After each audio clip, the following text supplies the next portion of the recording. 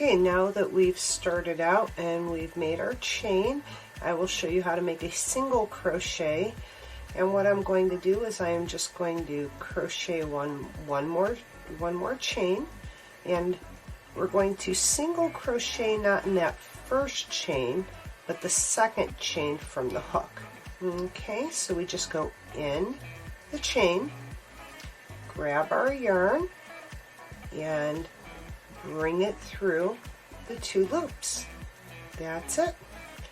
Okay, we'll do that again. Go into the next chain. Very good. Bring it through. We have 2 loops on our hook. Grab it and bring our yarn through. Next, we'll go through the next chain, grab our yarn, bring it through both of those loops. And basically this is what you're ending up with right here, this little pattern right here. So we'll go through the next ones here, just get those going. So we go through the next one, grab our yarn, bring it through. I believe I only had 10 on here. Okay, and the last one next to the knot. Very good.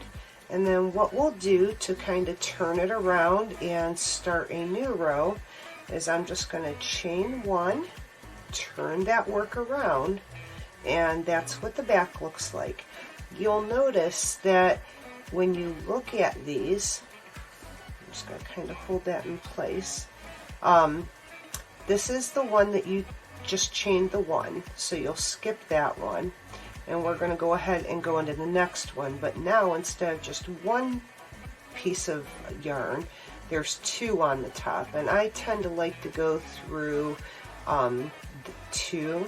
Some people will say in crochet patterns, you know, go through the front only or the back only, but for these purposes, just to learn how to do a single crochet, we'll just go through the top. So this first one we'll skip where we chain the 1, and we'll start in the second one.